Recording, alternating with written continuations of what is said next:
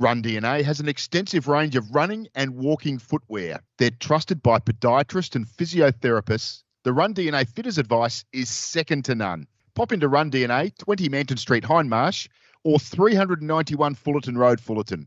They're open 7 days, plenty of off-street parking. If you walk or run, you need to run DNA. It's Wednesday the 6th of August. I'm Wallace Long and welcome to Hooked on Sport. It's been another big week in SA sport and no bigger than the news that we now share the mic with a marathon runner. And to get the rundown on Hookie's big run, it's welcome to Ben Hook and Sophie Hilditch. Hey Wallace, hey Hookie. Now Hookie, welcome back. How are you feeling after your first marathon in the sunny coast? Yeah, Soph, to be honest, I am physically uncomfortable and emotionally a little bit damaged. It was largely disappointing, to be honest. 4:33:03 was my final time. I think we spoke this time last week and discussed, if I had a really good run and everything went right, I'd sneak it under 4. So, yeah, I reckon I ran the first 21 at about 2:03, and then the last 21 took 2.5 hours. I completely blew up. My legs cramped. It was pretty miserable. So I just want to make the point, Soph, that I know you're in Queensland over the course of the weekend, and thank you for all of the support that you decided to give me. Get out to the Sunshine Coast and cheer me on. Might have made the difference. Instead, you decided to fly home early on Saturday night and just completely ignore me. So that's how it works, is it? That's exactly how it works. Look, we had some betting odds between me and Wallace, and I thought, on my side of things, better not show too much support. Don't want you running too quick. But, Ben, I got to be honest, I reckon finishing your first marathon, that's a win in itself. Yeah, I did finish, and that is something I'll always be proud of, and it's one of those bucket list things, if you like, Soph, that I can say that I've done. So, yeah, I am proud from that perspective. But, I mean, goodness me, 48 hours on now, and I'm still, legs are tired. I'm terrified at looking at a flight of stairs, quite frankly. But my head is starting to come around the concept of, could I attempt another one? And if I did, how would I change the way I'd train? And I'd certainly aim to get a lot more kilometres in my legs rather than, I guess, the fast up the intervals, trying to run 400s and 600s and 800s and those sorts of things as part of a program that I reckon probably didn't really suit me. And I would go back to trying to up my kilometres per week rather than worry about the speed. But, well, you live and learn. You live and learn. Now, Ben, I'm sure we're going to get some pics up onto the socials of you during the race. We spoke about your food intake and what your plans were last week. How did you go with that? It's not a bad story.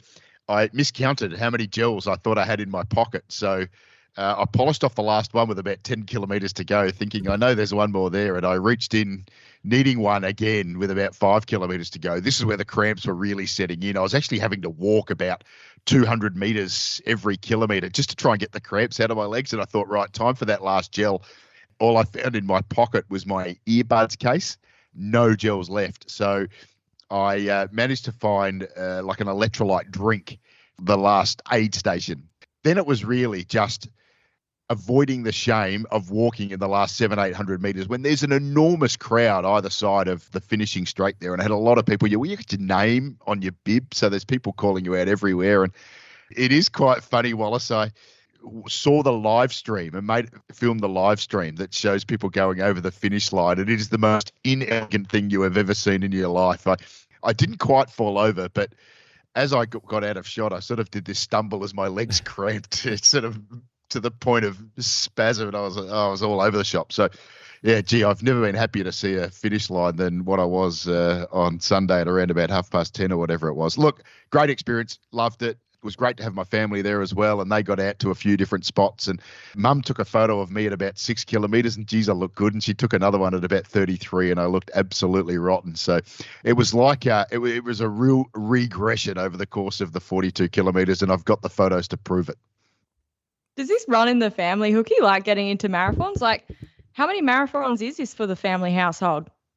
Yeah, well, we go up to a nice round 7 now. I've actually got a sister that's done 2 and a nephew that's done 1, but my wife Sarah's done 6. And I've got to say, I've got a newfound respect for her. I've always thought, 6 marathons, not that tough. And her fastest was 4:15. And I always thought, well, I'll probably blouse that pretty comfortably. But yeah, to be basically 20 minutes behind her best time. Yeah, that's confronting. She's actually beaten me once on the golf course, and that was hard to take. But knowing that I'm 20 minutes away from her best marathon time is probably as big a mental battle as anything I've had to deal with in my life. Nothing worse than being beaten by your wife. Might explain why the cheers were extra loud coming from Sarah as you were coming down that home stretch. Yeah, I did notice that as the clock ticked over to 4:16, there was a text message that I timed out when I checked my phone that was Sarah celebrating with all of my family that her record was still intact. So you've still got more hole-in-ones though, Hookie. Correct. Yes. Yeah, I'm leading that race, and poor old Sarah. I've seen her hit the flag a couple of times when we've been playing together. Neither of them ever went in. So. Yeah, either that or I kicked them out as they were about to drop into the cup. That's entirely possible as well. So, yes. In fact, while we're talking about hole-in-ones, you've got one, Soph. What about you, Wallace? Have you ever had that experience? 2. 5 between us, hey? So I'm losing the race. That's a bit depressing. Welcome back. And now for Sophie's Star.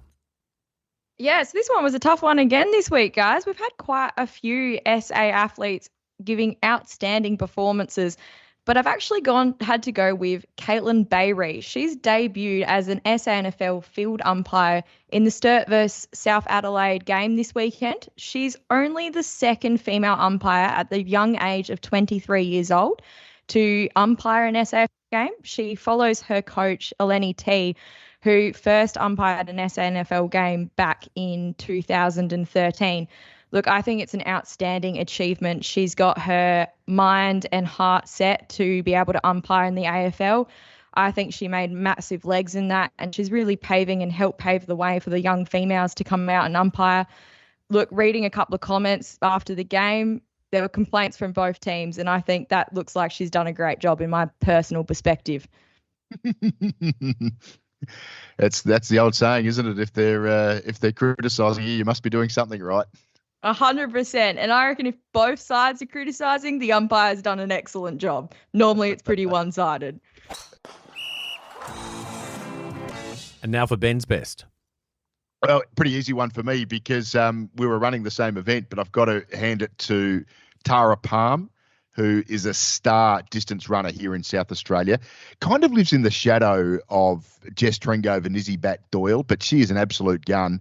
She turned 40 a week ago. She went up to the Sunshine Coast to do the half marathon. She was the ambassador for the event. She also won the women's section. She ran 1:13 for the half marathon. So if you put that in perspective, that I was running about 6-minute 20Ks, she's running them in 3:30. So, yeah, she is something very, very special. And I guess it probably just reflects, and it may be something that we've talked about on this podcast before, is how disappointing it is that the Adelaide Marathon barely raises a blip on the calendar when you consider the calibre of athletes that we have here, particularly in women's road racing. Jess Trengove, the Commonwealth champion. Jess is a 3-time Olympian. Izzy Bat-Doyle, a 2-time Olympian. And I don't know if they would have both run in the Adelaide Marathon in some event or another, but wouldn't it be great if we had an event here that actually reflected the quality of those athletes, including Tara Palm, and that we could actually see them maybe match race at the right part of the year on our own roads? I know it's a bit of a challenging course in Adelaide because the North Adelaide, the north section of Adelaide, is pretty hilly, and that's not necessarily a super popular thing. But I just want to put this in perspective. I'm running the marathon on the Sunshine Coast, and the entire southern direction of the motorway is blocked off so we can run up one lane and back down another. The entire section of the motorway is blocked off. I remember having a look at the Adelaide Marathon it was either in April or May this year. I was driving past it, and on Port Road, they had cones out to block off one lane. And so cars on that busy section of Port Road coming around past the entertainment centre there were just screaming past these athletes, probably about 25 or 30 Ks in. And I thought, I'm not convinced we're really doing a good enough job as a city to host an event that I think should be something that's really important for a town like us, and in particular with the athletes we have. So I just want to make the point here. The South Australian Road Runners Club does a wonderful job, very small organisation, lots of great volunteers who are doing an excellent job with what's a very, very difficult logistical race. But I think having seen what I've seen at the Sunshine Coast and knowing that towns like Ballarat, Melbourne, Sydney, of course, Gold Coast, do these incredible jobs with marathons, it's just a shame that we're so far off the pace. And I'd love to see South Australia Adelaide as a city and South Australia as a community really get behind something like that. Bookie's got the new ball for this week's Fair or Farce.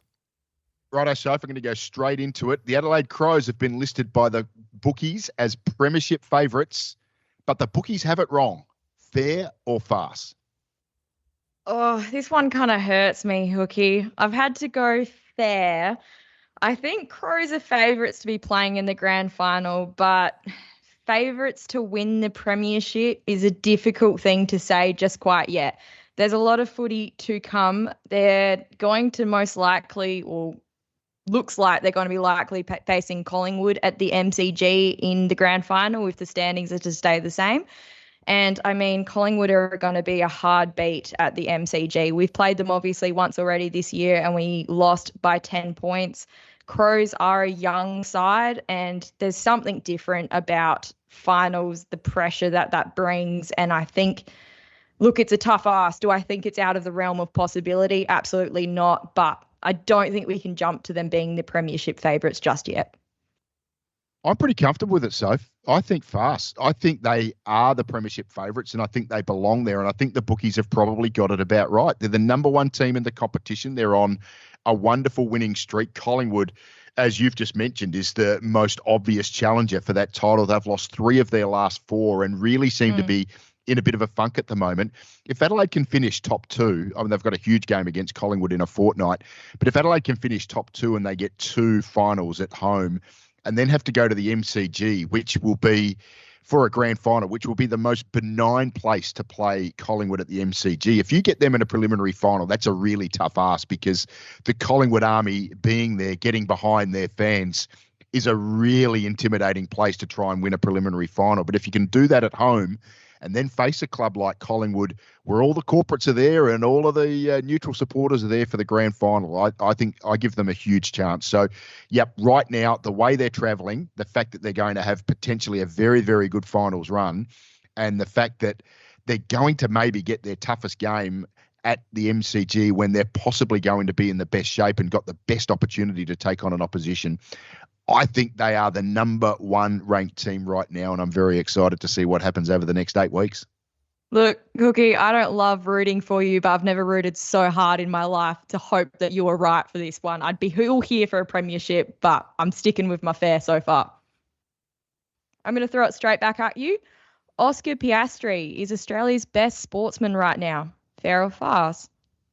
Yeah, good question, Soph. Fair. It's tight, though, isn't it? He's 9 points clear after the Hungarian Grand Prix that was Sunday night. Could have been 20 plus, if not for a little minor mistake as he tried to run down Lando Norris in those last couple of laps. I've got to say, I feel like the McLaren team, a British brand with a British driver, seem to be very supportive of Lando over Oscar, and the way they structured that one-stop strategy for Lando, I think, gave him a huge advantage because it was always going to be difficult to pass. But having said that, look, Oscar's right in it. He's only young. He's aiming to be our 3rd ever Formula One world champion. It's a bit of a fickle sport. Max Verstappen might still be the best driver on the grid, but he's clearly in an inferior car with Red Bull right now. So who knows where we're going to be next year, the year after, 10 years down the track. But right now, I think it is very tough to argue that there is anyone ahead of Oscar Piastri. I'll give you 3 names that I think might be in the conversation. Josh Giddey, playing NBA with the Chicago Bulls, and seems to be on that upward trajectory that he's going to be someone very special in the next 5 years. Patrick Cummins, I always find it hard to go past the Australian Test captain, in particular with how well they've done in the last 5 years. What have they won? 15 of their last 18 Test matches, and he's played an integral part of that. And then Jordan Mailata. Now, that's a name that not will be on everyone's list, but he's on everyone's lips, I beg your pardon, but he's the offensive tackle for the Philadelphia Eagles. They won the Super Bowl in February. He's rated the number 1 offensive tackle in the game. Hard to believe that someone from rugby league has become such a huge influence in the world of American football. But I've probably got Oscar right now just ahead of those three. So there you are. Fair. That is Oscar Piastri, the number one sportsman in Australia right now. So I'm going to give you one more. Selling the Super Netball Grand Final, giving the fourth-ranked team, the Melbourne Vixens, home advantage over the first-ranked West Coast Fever, makes a mockery of the spirit of competition. Fair or farce? I've gone fair, Ben. Look, the Super Netball opted to put a price on the decider ahead of the 2022 season. So that meant Vixens on the Saturday became the third side in 4 years to claim the premiership in their home state after their government pre-purchased the match. Now, the thing interesting about this is the last two premierships to be won is by a home ground advantage with a prepaid match is Fever in 2022 and the Thunderbirds in 2024. But actually, they would have hosted based on their final results regardless. So, look, 2025, it's the first time this has ever happened. They had a record crowd of 1,500 at their home ground, and it went to a 59-58 loss, 1 point. If it had been a whitewash, I'd be saying, look, I don't think it made a difference. But 1 point, I think having your home ground there has made a massive difference. Look, I will say, though, Netball Australia looks like they do need the money and they are in a position. And this is an easy way to be able to get that funding. And they did know that they were going to be playing the final in Victoria well before they got there. So maybe they should have been preparing like that a bit more harder, but it's hard to beat a crowd of 15,000, and that is an enormous advantage for any team. So I think you've missed the whole point of this. This is an absolute farce. This is the real world. This is how sport works. The AFL Grand Final is always at the MCG because the Victorian government pays for it. The Super Bowl every year in American football is for sale to the town who wants to host it the most. The European Champions League final is for sale. The Cricket World Cup is bid on by the ICC member nations. The Olympic Games are bid on. So if you're going to tell me that a Sydney Olympic gold medalist is making a mockery of the spirit of the sport, I think we need to accept that this is what happens in every line of sport now, and netball is no different. If the netballers want more cash and they're perfectly entitled to play for it, then these are the deals that you absolutely have to do. I'm very, very comfortable with this. And the West Coast Fever, as good as they've been all year, just needed to work out a way of standing up on Grand Final day. This was at Rod Laver Arena, which actually wasn't the home ground of the Vixens throughout the year, so it was a bit of a neutral venue anyway. Yeah, sure, they had the home fans advantage. This is how international sport is played these days. This is what happens with the big venues and the big events. Deal with it, toughen up. West Coast Fever, you came second for a reason. Very fair, Ben. It's a good argument. I'll give you that. But every single year when we get to the AFL, it's always raised that it's Victorian favourites. And I don't know, Hookie. Look, I think there's an argument there. Look, last year's grand final was Brisbane versus Sydney. It's not impossible for these sides. Yeah, look, I will say that I'm as guilty as anyone of railing against the Victorian bias that goes on in the AFL. But at the same time, there has been plenty of great instances of interstate teams that have gone to the MCG and won on the last day in September. Adelaide may well do it again this year. I'm sure that at some point the Victorians will look out a way of trying to make it even more difficult for the interstate teams. They're trying to rule out these academies and all of that sort of stuff going on. But this is the way international sport works, and you either get on board and deal with it, or if you're just going to sit here and complain, you'll never get anywhere. So I'm very, very comfortable with the fact that the Victorian government bought it and the Vixens won it. Congratulations to them. Gosh, Hookie, we've had 3 fair and farces already and we've disagreed on every single one. Let me throw the last one back at you and see what happens. Port should cut their losses and farewell Ken Hinkley at home this weekend. Fair or farce? No, this is a farce, Sophie. It's been an absolute disaster this year for Port Adelaide, and it's all by their own actions. They plotted this course as unnecessary as it was, but now they've got to see it out because they've got a future to deal with, right? They've got to work out to what extent does Zach Butters want to stay and be a long-term one-club player at the Port Adelaide Football Club. What does Mitch Georgiades want to do? Does he want to stay and be someone who is the focal point of the Port Adelaide Football Club, or does he want to go home? What about Nasiah Wanganeen-Miller? Do they think that they can actually attract this guy, not as just someone who wants to come home, but come home and be at a successful club? This is all what they've got to ask themselves, and I think cutting and running from the plan that they set to themselves as unnecessary and as inane as it was, I think would actually be another regression in the steps that they've taken backwards this year. So I do think it's a farce. I do think they need to see out Ken Hinkley. If Ken Hinkley does finish as coach before the last game, it should be on a win, and it should be a win at home where they have an opportunity to recognise him for everything that he has done when he took over that football club when they were a dead set basket case, and just allow the fans to say thank you to him for restoring some pride in the Port Adelaide Football Club that wasn't there when he first became coach in 2013. Ben, you'll be surprised at this. I completely agree, and I'm actually have no more things to add. You just ticked off all my notes in one, so we completely agree on this last one. What a shock. I know. We finally got there, Soph. We finally found some common ground. Some shared interest. Finally. Let's see who's moved up and down in Hookie's Power Rankings. So here we go with the Power Rankings. Thanks, Wallace. Yeah, just for those of you who are new to this part of the show, every state league or national league team that plays out of South Australia is up for the running in Hookie's Power Rankings. I give a top 10 every week, and it is driven by performance of what you've done most recently. How about this to get us underway? Forestville Basketball Club, the men in the NBL 1 Central, were in third position on the Power Rankings last week. They're out. They lost by 33 points to Central District Lions in what was an incredible second semi-final in the NBL 1 competition. So they are out of my Power Rankings, and they're going to go through a preliminary final this weekend. So I've got Seacliff Hockey Club. The men are right in it. They beat Adelaide 5-0 on the weekend. So this is in the start of the play-in tournament that's really unusual in hockey, and I won't bother with you trying to explain how it works, but basically there's 8 teams in the competition and all 8 of them made the finals. Wowee. Anyway, Seacliff, number 10. At number 9, Central District, they're back in.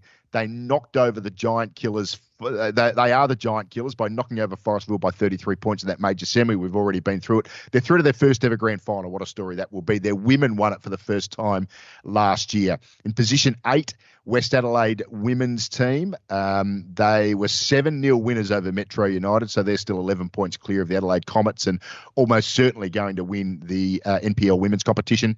In 7th position, the Adelaide Hockey Club. They defeated Northeast 2-0 in the first of the play-ins, having beaten Northeast 3-0 last weekend. It's confusing. Just look up the Hockey SA website and ask them what's going on, because no one else is all that sure. Old Collegians have gone from 7th to 6th in the Rugby Union SA competition, Division 1. They went to the Barossa. They won by 26. They're 12 and zip now. Old Collegians going very nicely. Brighton Lacrosse Club continue on their merry way, undefeated this year. 15-10 winners over Woodville in the State League women's competition. They were the last year's grand final team. So Brighton are careering towards another grand final yet again. They've won 7 straight flags. Metro Stars are in 4th. They come down from 5th. They had a 2-1 win over Adelaide Comets. They're 13 clear on the NPL men's competition. That's in men's soccer. 3rd position, Contacts. They went from 4th to 3rd, even though they didn't play. They won the second semi-final against Garville the week before. Garville have just beaten Matrix, so it'll be a Contacts Garville grand final. Bit of a throwback to the 2 great rivals of the 80s and 90s. Number 2 position is Sturt. They're 15-0 after a pretty comfortable win over South Adelaide. And number 1 still there, the Crows. They hold number 1 spot with that stirring victory over Hawthorn. What a wonderful come from behind victory that was.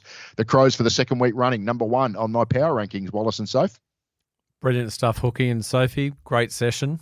And Hookie, great to have you back. Really proud of you for making it through a marathon. So hats off to you. Loving the T-shirt. And we're looking forward to posting up some of your pics from your marathon run on the socials. I'll send you 2, Wallace. One when I'm looking pretty fresh and one when I'm looking pretty tawdry. And it's not difficult to work out which is which. I think we need to see the back of that top with the big bold letters that say finisher as well. That's brilliant, Hookie. I must admit I'd forgotten about this T-shirt, and Sarah did say to me, why don't you put on the finisher T-shirt for the podcast? I thought, yeah, great idea. She's only got 6 of them as well. Yeah, she's got medals strewn all over the house. we don't have any wall space left for all of her and all Hookie, of her bling. Hookie, maybe we can get a photograph of your medal as well up. Yeah, don't worry. It with that. Yeah, I'll wear it every week for the rest of the year on the pod. I should dig the medal out. You should. Yep, get a photograph. We'll pop it up. I wore it for about 8 minutes. Do you know what happened? It's a big piece of metal, and I'm walking around with it, and I was so tired I had to take it off. It was too heavy. It was starting to have an adverse effect on my posture. Great stuff, guys. Look forward to catching up next week. Have a great week, guys. See you, Wallace. See you, Soph. That's a wrap on another episode of Hooked on Sport. A quick reminder to follow us and leave a review if you enjoy what you hear. Your support helps Hooked on Sport reach more sports-minded people just like you. We appreciate your support and look forward to your company next week on Hooked on Sport.